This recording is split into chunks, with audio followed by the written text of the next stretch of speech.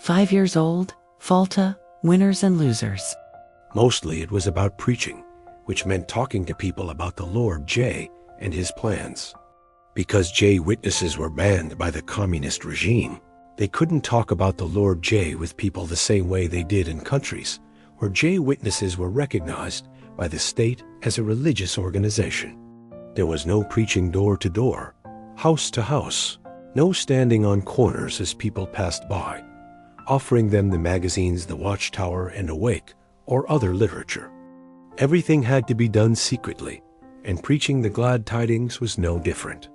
Witnessing could not be done out in the open for everyone to see. Whoever preached had to act discreetly and not arouse the attention of the police or, worse, secret police. It might work like this.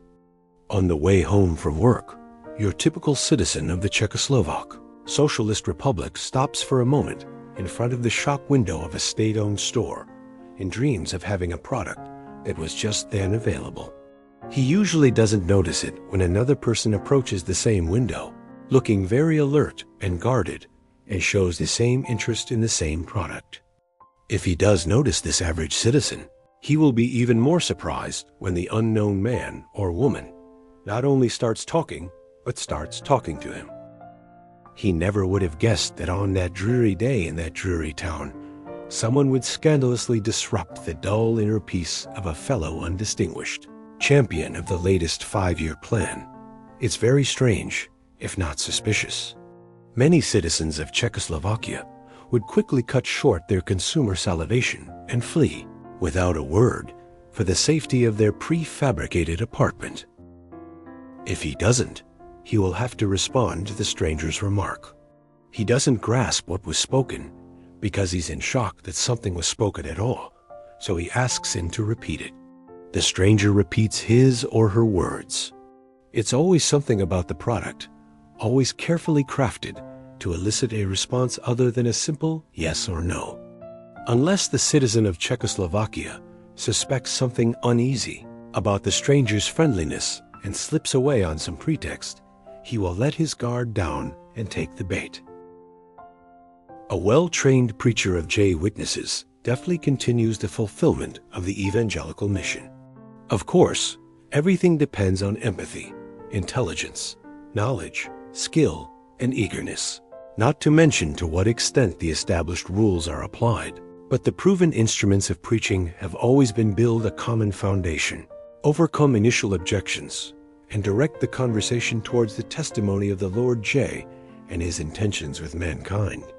The specific aim is make the listener feel that another meeting is needed.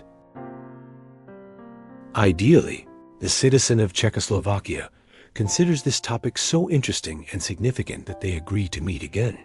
Should his interest be further piqued after this meeting, usually held in his home, he becomes, in the terminology, a candidate.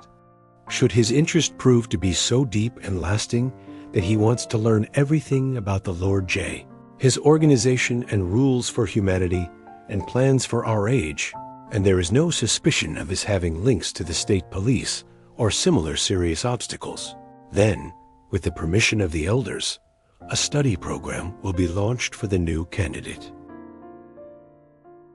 In most cases, however, the response of the citizen is less than ideal. Most of the time, he responds to the conversation begun by the J witness, addressing him at the shop window or elsewhere, like in the park, at a bus stop, or in a half-empty waiting room.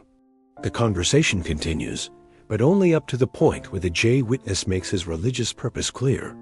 When the citizen recognizes that they are discussing a socially undesirable topic, he begins to grow quite restless and looks at his watch on his left hand, eventually excusing himself because dinner is waiting or else his train is about to leave. And like that, he quickly disappears. If he wants to avoid leaving in an alarmed fashion, he will facetiously add something like, "Nothing we can do about it anyway," and take off.